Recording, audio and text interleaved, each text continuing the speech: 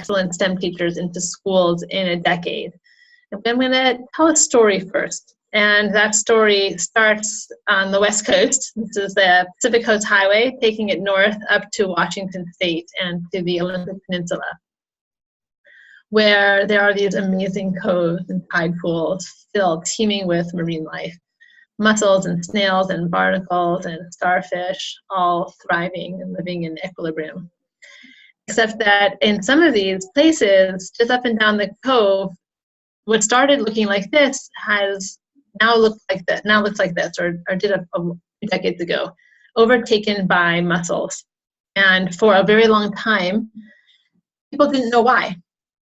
And so they had all different theories about what might be going on. Why is it that some of the beaches looked beautiful and full of marine wildlife, and some of them have been taken over by mussels?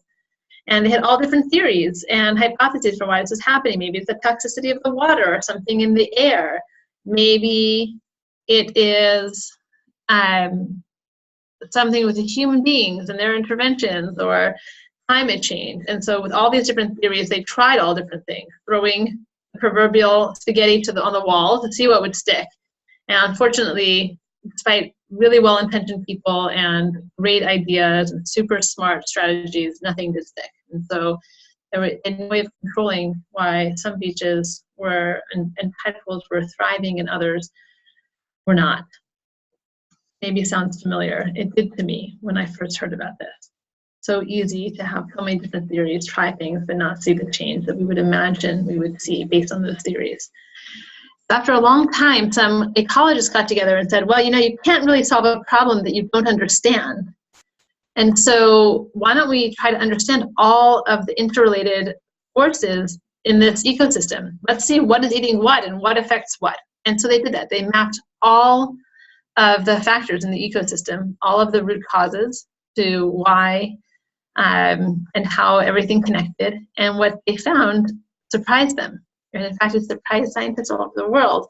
What they found is there were some species in the ecosystem that had more influence on everything else and were themselves influenced by relatively few things. They were the definition of high leverage.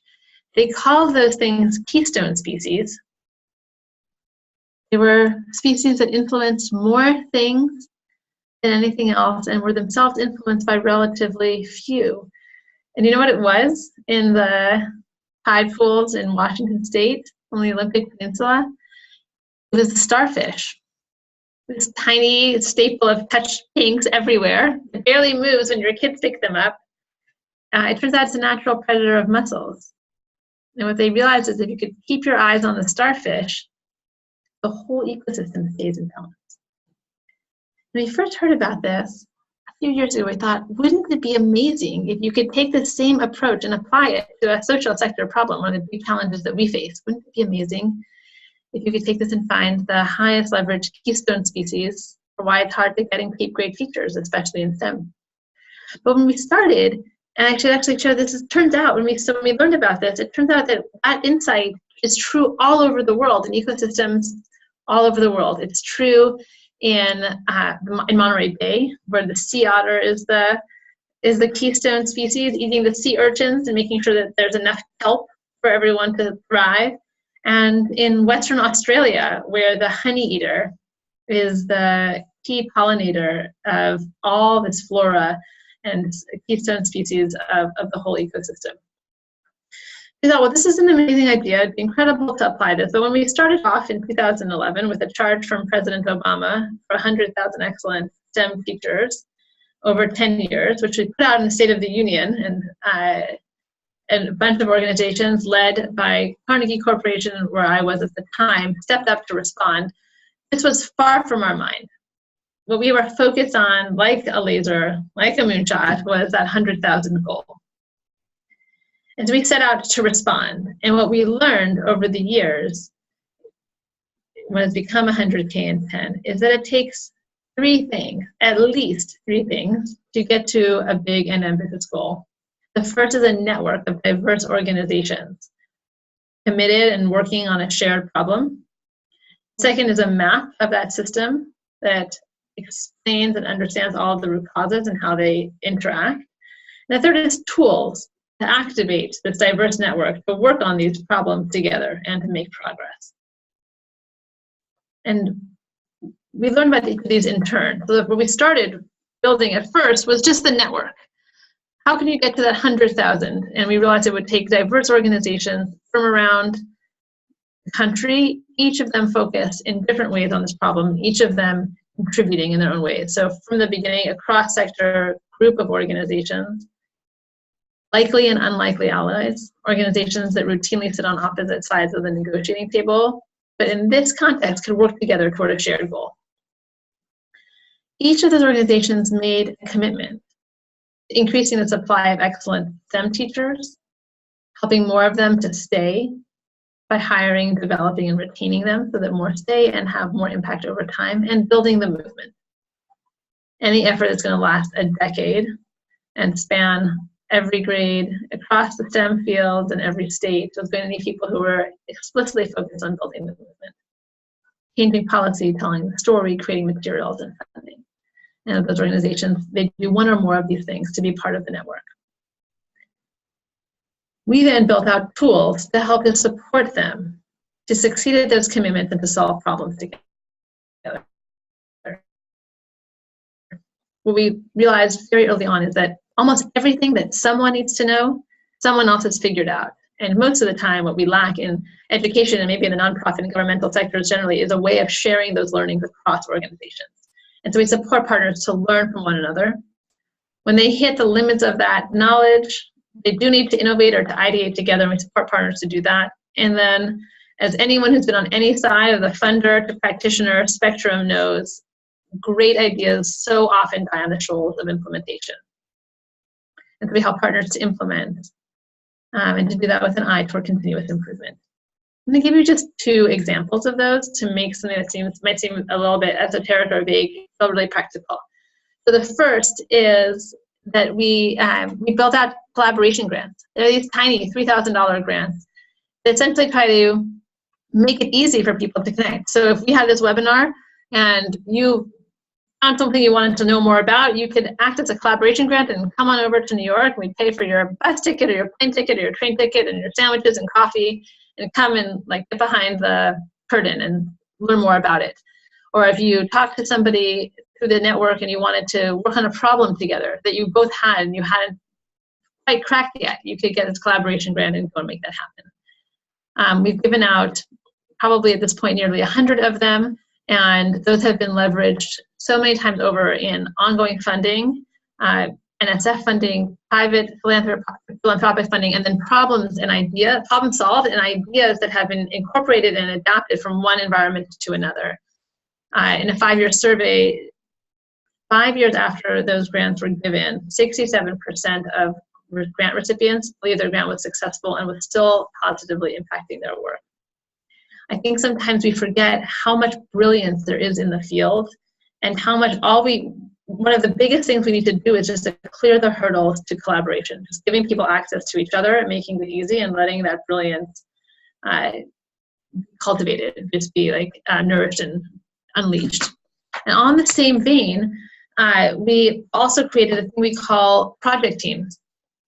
Project teams invited any partner that was seeing a challenge that they could not solve on their own to share that challenge with the network, via the network, and invite any other organization that similarly is trying to figure it out, although maybe in a very different context, to join them in trying to solve it. And this year, there are 13 project teams, 73 organizations, 103 individuals working on problems ranging from how to support rural teachers in STEM to the prestige of teaching for STEM undergraduates to the presence of women as role models for students in STEM. And we similarly clear the roadblocks to the connection and the roadblocks to collaboration, knowing that people bring expertise and brilliance, but collaboration is messy and time-consuming. Bill Klein, who was a boss early in my time in education, and he was a chancellor of the New York City Department of Education, used to quip that a camel is a horse designed by committee. And there was no compliment to the camel. it's hard to work together. And so our job in say at the project teams is that we do all of the collaboration work. We set up the meetings, we take the notes, we provide funds for people to see each other in person and the time and space to collaborate. We help them to design agendas so that time is meaningfully spent. And these 103 individuals working pro bono bring their passion and expertise to problem solving together. Out of all of this, the network is thriving. So there are 280 organizations, all of whom have joined with commitments. They've been vetted and are contributing to this overall goal. And those partner organizations, those 280, 85% of them have told us they've learned something new. Almost 75% have shared insights. Nearly 70% that they've tackled challenges they couldn't have taken on alone. And through that, 50% changed something about their work as a result of the learning in the network. The network is thriving. And with those commitments and that thriving work, you can see that we're on track to hit the 100,000 goal.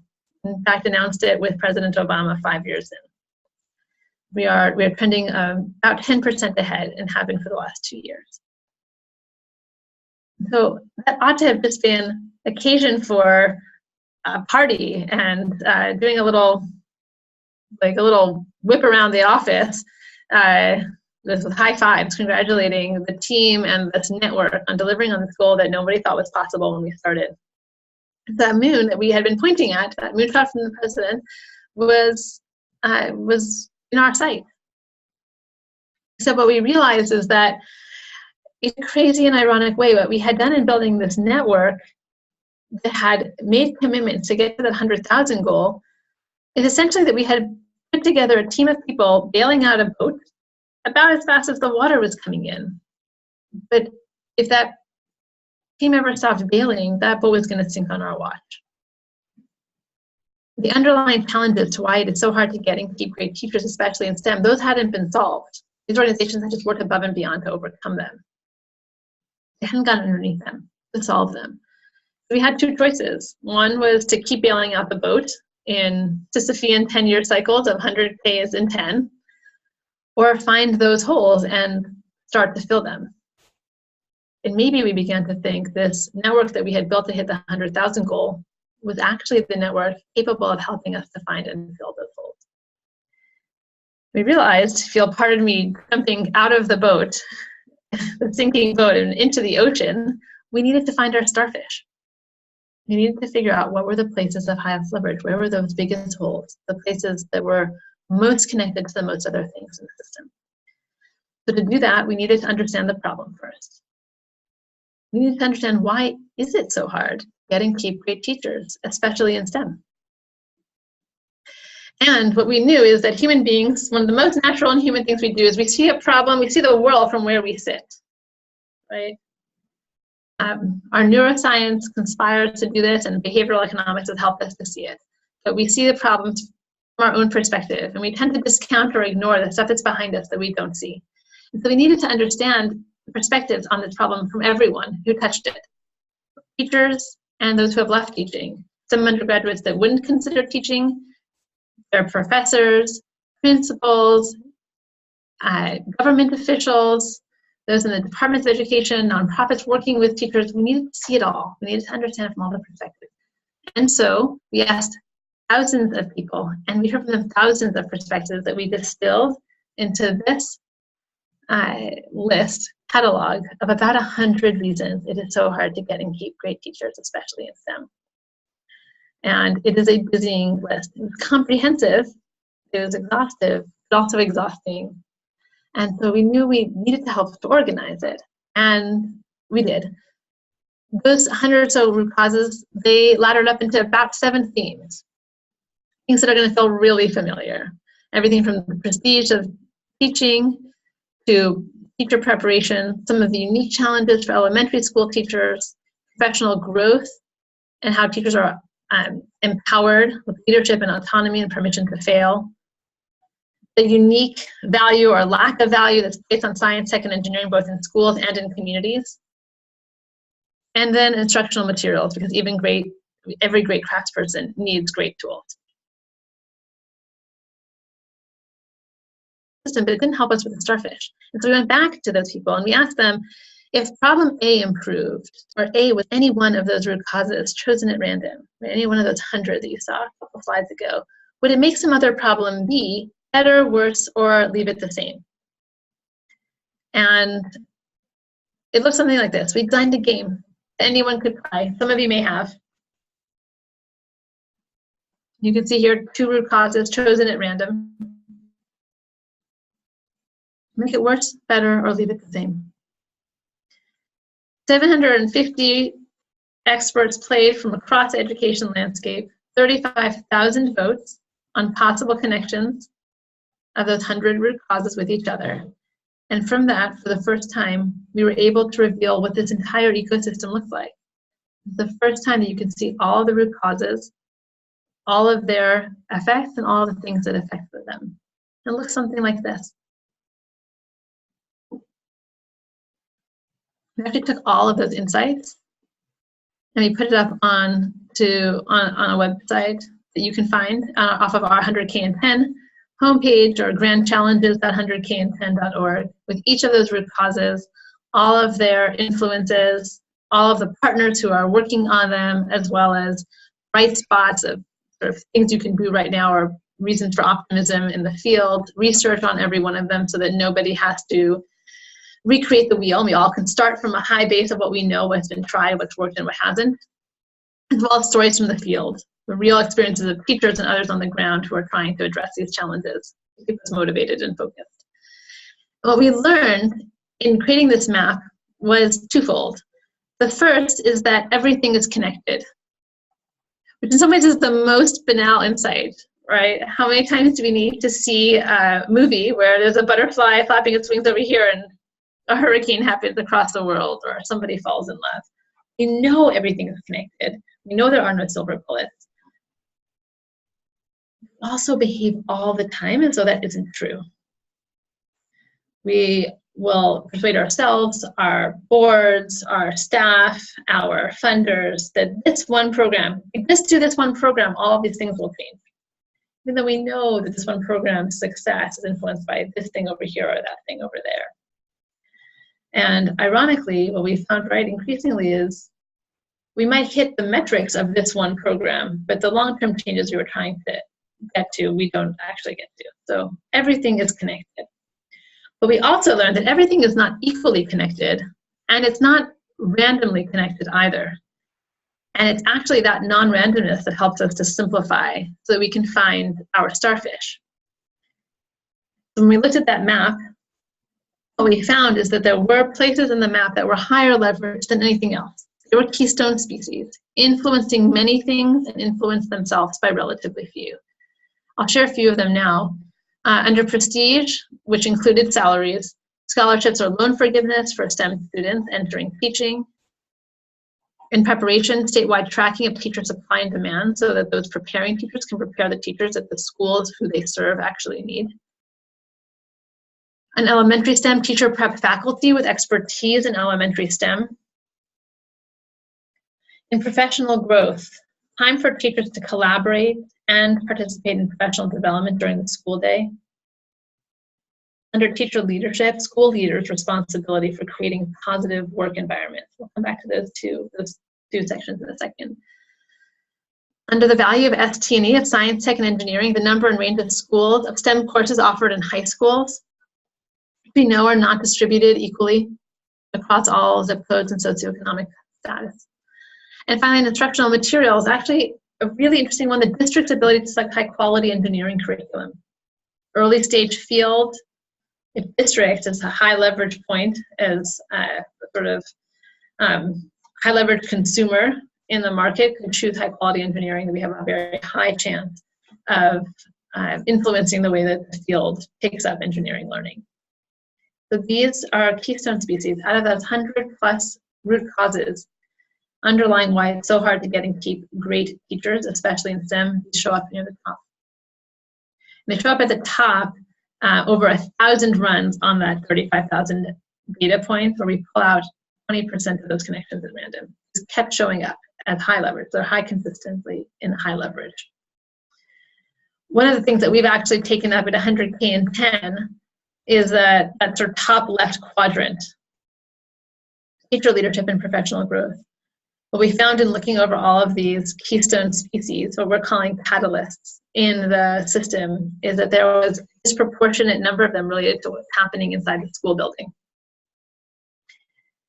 Maybe it shouldn't have surprised us. And actually, it would have surprised us more, except that when we started this work and we're listening to teachers, to principals, and to other sector leaders, we heard a lot of these themes and similar themes from sector leaders and principals, but we heard stuff from teachers that we weren't hearing anywhere else, and they centered on these kinds of things.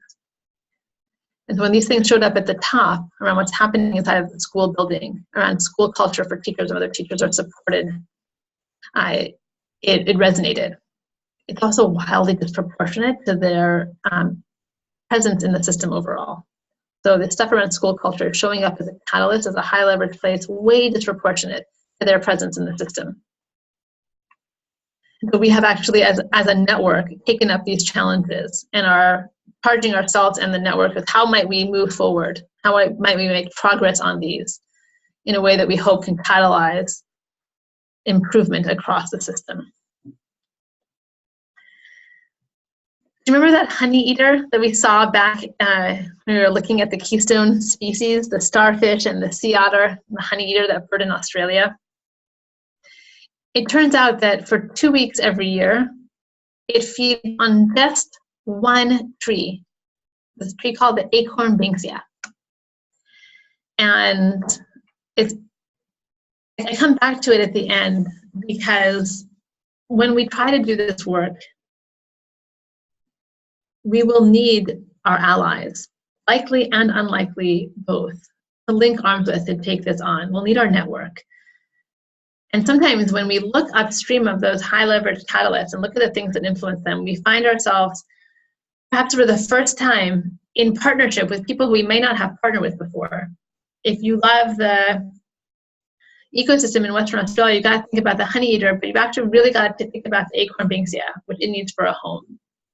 And so maybe you partner and find yourself allied and in dialogue with someone who loves trees, even though you love birds. And in education, similarly, that there is, to get at these things, these challenges, they're embedded, they're deep, they're hairballs of messes, all intertwined. And if we're really going to take on some of these high leverage ones and actually get underneath them, solve them at the root, so that the system starts to get better, so we don't have to keep bailing out the boat, we're going to need a lot of folks working with us on those and bringing all of their perspective, their passion, their expertise, and the things that they see that we don't, to bear on protecting those keystone species. We've had these amazing conversations with folks, and I'll just share quickly that we're exploring the idea of a Starfish Institute to partner with other organizations who might be thinking either about mapping in allied areas, either in education or beyond, or thinking about how you support organizations and network to collaborate and learn from one another, to learn to ideate and to implement in ways that get toward real progress. And are excited to have time at the back end of this conversation to get your questions and ideas and learn from you as well. So thank you so much for having me and join you. I'm super inspired by the work that you all are doing. Thank you, Talia. Thank you, thank you, thank you. Cool. So at this time, we have some time to take questions. So, or any responses. Maybe you had an idea as you heard Talia speaking, anything like that. Now would be the time to, you can either raise your hand, there's like a raise your hand icon and I can open the line, or you can drop it directly into the chat box. Talia, while you were talking, Rob, he had questions about about the network, the online network. So his question was, how do you draw people to the online network and invite them to stay and contribute? Awesome. So, hi, Rob. We do a bunch of things to create and cultivate a nourish a connected network. The first is we actually believe the speed of a network is trust. And that there is no way for the network to connect and for people to connect, let alone to be vulnerable enough to share the things they don't know, which is the basis of any authentic learning, if they don't feel trust. A trust in us and a trust in one another. That sharing that vulnerability, sharing the things that they don't know won't jeopardize their prestige and will be treated generously in order to support them to learn. So the first is that we create authentic places for people to build trust. We connect with each of our partners one-on-one over the course of a year, at least once, often many times, to know what's really on their minds, what are they working on, what's doing great that they want us to celebrate, and where are they struggling, and what are their edges where they need to learn or get support. So we know each of our partners that way, and then we connect them with one another informally, one-on-one, through like relationship brokering and matchmaking, but also in any gathering where we will do intimate connections with people and say to them, for instance, we do connection concierges at our summits where people will get specific people to meet one-to-one, or be seated at a table with other people who are similar to them and maybe working on shared challenges. And so first I would say is trust. And creating that trust often happens to be face-to-face, and it happens because you feel genuinely known. And someone's looking out for you, and they're like looking out for your best interest. The next thing we do is sort of building on that is having brought people together based on shared interests and shared problems that they're trying to solve. We actually create all kinds of opportunities, both online and face-to-face, for them to connect. And I know you mentioned like how do you draw people to the online network. It wouldn't, I don't think you can build this kind of relationship just online. So much of trust happens because you can look somebody in the eyes and really feel a sense of connection. So we do prioritize and privilege those types of encounters. And our partners get together in person multiple times a year, either organized by us or organized by themselves. One of the things I would share on this, how do you help people to stay and contribute, is we create this ethic that everyone has what to give and everyone has what they need.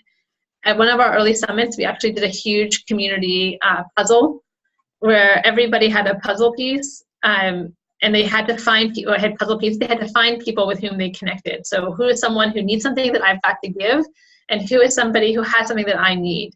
And I think that feeling that we're all in it together, we're all trying to do something bigger than what we can do alone, and I'm a necessary part of that happening. And meanwhile, I get a lot of benefit from being a part. That has created an environment in which people show up in the most amazing ways. Like I was mentioning, we have people who are often on opposite sides of the negotiating table, sitting together inside of the network. They actually don't just sit together, they co-invest in solutions that they bring to market. And will shepherd projects forward on leadership teams. We had a piece of work that the partners decided that they needed, that we supported them to co-invest in and find an external partner to bring that solution to market for them. So about $125,000 that was raised by partners with a leadership team that included a union, school district, an alternative teacher preparation program, and a university. So, I mean, people who have never collaborated in this way in any other setting, that are not just collaborating, they're co-investing and shepherding. So that is a little bit more about it. I see that Rob just has a follow-up question. And should I go on that, or do you want to maybe, why don't I answer that? Well, meanwhile, other people can think about other questions if you've got them. So you asked what kind of online platform works for us. We have used various online platforms to try to get out of the middle, like the spoken hub of connecting people, and have found that there are not a lot of other, like that people's willingness to go to a third space is relatively low. And so we use email. Every week we send out a roundup on Tuesday that highlights things that are going on in the network, and either partner driven or driven by us. And the open rates on those are many times industry standards.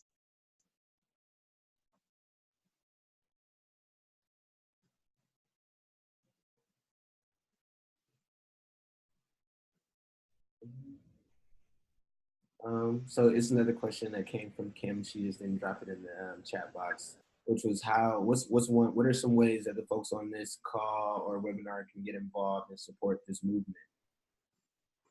So one of our strongest beliefs is to get to these big, audacious challenges that are our hardest ones to solve.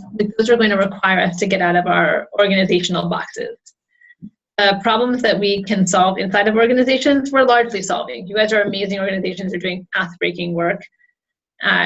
You're solving those problems. The problems that are left to solve, they break all those walls, and they demand collaboration. And so we've always said that to get to a problem like this, everyone from the president to a parent, a citizen, a teacher needs to be able to step in and contribute. And so the first thing I would say is if you find yourself working on anything at the intersections of STEM and teaching, if you are sort of right on the periphery of those things, we invite you to come into the center with us. You think about what makes great environments for teachers. If you're thinking about what would encourage people to come and teach in the first place, if you're thinking about how to elevate science, tech, engineering, and math as core problem-solving skills and tools for our kids to have in the 21st century, there's room for you here.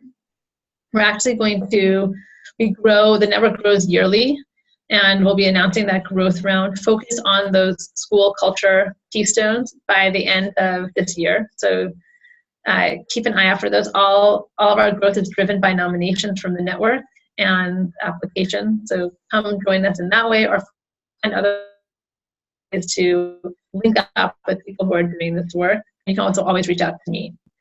I'll share just one more thought, maybe, Delano, as you're pulling some other questions. And that is that what we've been trying to build with 100K10 is both specific and general. It's specific in the sense that it's this one charge, 100,000 excellence and teachers, and then the underlying challenges that need to get solved to really get at the root of why it's so hard to get and keep those teachers.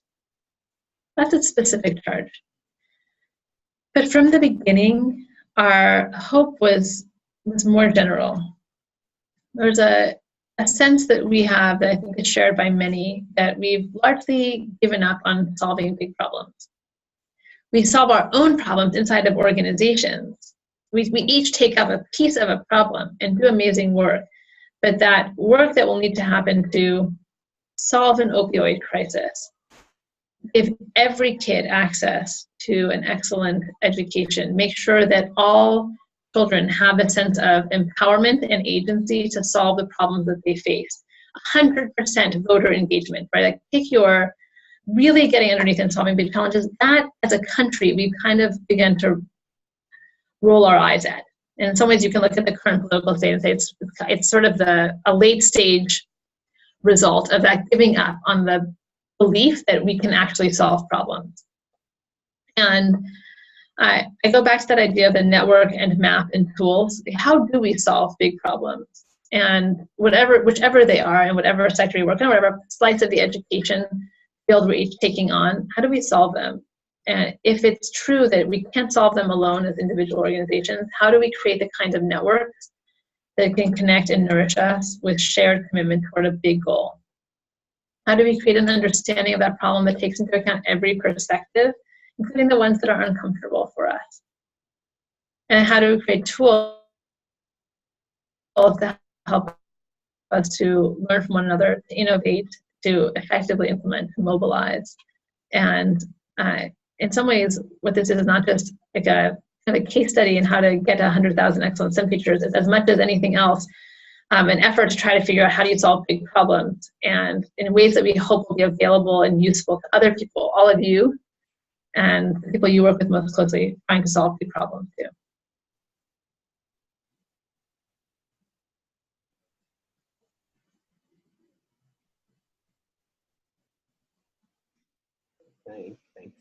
Thanks. All right, folks, we still have a little bit of time for questions, so feel free to drop them in the chat box or raise your hand. I can't imagine this is a shy bunch. Yeah, definitely not shy. But I also know it's a summer day. It's hot here in New York. Yeah, it's pretty hot here in Boston as well.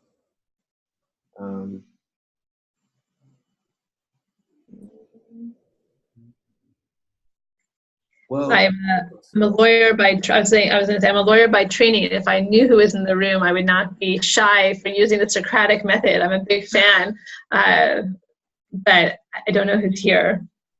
So you're immune for right now.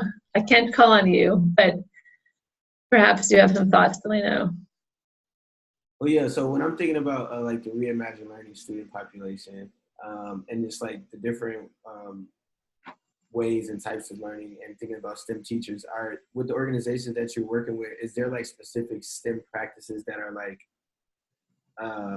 that is like the most popular amongst the organizations or the teachers in the network, whether it be like a project-based like learning module or something like that? I also don't know if that question applies, but I figured. Yeah, one of the things that came up most strongly when we did this analysis, and has come up also across a bunch of different venues and vectors, is the importance of hands-on learning. So what you call hands-on or active or project-based learning, there is increasing evidence that it inspires and engages all kids more. It is truly an example of actually something that raises the floor and closes the achievement gap. So all kids perform better in environments with project-based or hands-on or active learning, and girls and kids of color and from underrepresented backgrounds generally, especially like perform better. So it is one of those. I don't want to call it. It's not a silver bullet. It's not a panacea, but it is a tool that has huge impact on both of those fronts. So everyone, it raises all boats, and it raises the ones that need to be raised more, even more, which is a rare. For those of us who spend a lot of time in the trenches in education, it's a rare intervention. And some of the hypotheses about why that is that it puts kids in the problem-solving seat. It connects to the questions that matter to them. It makes learning and school relevant. And we know that relevance is actually a huge driver of educational outcomes. And so in response to this, actually, the network put together some very, very easy activities you could do in a classroom tomorrow, keyed to each one of the science, tech, and engineering and math verticals, and for every age group, pre-K through 12, and tied to standards. And that's, I can send the website over after, and we can share it out. That is something that I imagine might be really useful to the schools and the teachers whom you're working with, and actually to parents and communities as well. Cool, thank you.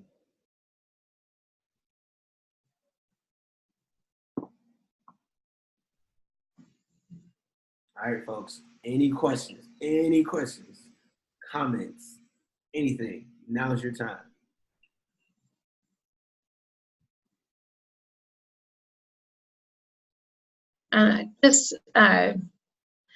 We actually, one of the things that we've learned, and I imagine that you all are thinking about too, is that webinars are really amazing formats for sharing out information. They're not necessarily the best for creating dialogue and conversation. And what we have found is that when we do webinars, often the best stuff that happens afterward. So information gets shared, and it's like a nice one-to-many tool.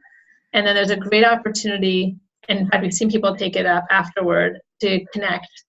And so I just want to invite you, and I'll just put my email address into the chat bar. I'm sure many of you are on in other ways too. So the TME@100Kin10.org, and to know that you can reach out anytime to connect. Great, thank you. Well, if there are no final questions, we will, I'm saying this very slowly, just in case. Drum roll, although 15 minutes back on an hour is never a bad thing. Right. Cool. All right, well, thank you all for joining us. You have Talia's email right there if you have any questions. I'll also follow up with a recording of this webinar and send it to you all so you can rewatch it. And yeah, keep in touch. Reach out to Talia and 100Kin10 to learn more or to collaborate. And stay tuned for the announcement from the next session. Talia is also going to be a blog contributor in our next Reimagine Learning Network Digest. So be on the lookout for that. Yeah, and Talia, thank you so much for sharing with our network today. Thank you so much for the amazing work you guys are doing, and just to coordinate and bring together all these awesome organizations, and all of you guys for doing really the most important work. So it's great to be with you today. Thank you. All right. Well, that concludes today's episode of Voices from the Field. Thank you all for joining us. We'll see you next time. Peace. Thanks. Bye.